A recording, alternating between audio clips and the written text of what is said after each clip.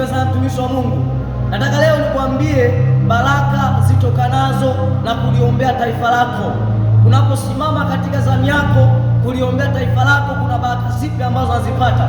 Maandiko yanasema kwenye kitabu cha Yeremia sura ya 29 na mstari wa 7, maandiko yanasema kautakieni amani mji ule, mkauombee kwa Bwana, maana katika amani ya mji huo nanyi mtajipatia amani. Kwa kadiri unapoliombea taifa lako kuwa na amani, ndivyo unapokuwa na amani katika maisha yako. Taifa likiwa na amani katika uchumi, unakuwa pia una amani katika uchumi wako. Taifa likiwa lina amani kwa jambo lolote, hata wewe pia utakuwa na amani kwenye mambo yote. Haleluya, mtu wa Mungu. Ya pili ni kwamba unakuwa sehemu ya Mungu, kwa sababu unapoliombea taifa lako unakuwa katika mpango wa Mungu. Maandiko yanasema katika Ezekieli sura 22 na mstari wa 30 ya kwamba nami nikatafuta mtu miongoni mwao atakayesimama kupatengeneza mahali palipoharibika. Maana yake unapoliombea taifa unamwambia Bwana, usitafute mtu mwingine tena, kwa sababu nimepatikana kusimama katika zamu.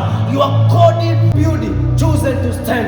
Kwa hiyo mtumishi wa Mungu, unaposimama katika maombi kuliombea taifa lako unakuwa sehemu ya mpango wa Mungu. Maandiko yanasema kwa habari ya Esta aliposimama katika zamu yake na kuliombea taifa la Bwana, maandiko yanasema Mungu alimpa kibali Esta, Mungu alimuinua Esta. Kwa kumbe unaposimama katika zamu na kuliombea taifa lako, Mungu anakuinua. Maandiko yanasema katika kitabu cha Matendo ya Mitume ile sura ya 10 mstari wa 34 hadi mstari wa 35, maandiko yanasema Petro akafumbua kinywa chake akasema, hakika nimetambua ya kwamba Bwana hana upendeleo, kwamba katika kila taifa wamchae na kutenda haki, kwamba humbariki yeye. Kwa kumbe unapoliombea taifa lako Mungu anakuinua. Unapoomba kwa ajili ya taifa lako Mungu anakuinua. Unakuwa sehemu ya baraka zako katika maisha yako, kwa sababu Mungu anatafuta mtu atakayesimama katika zamu yake.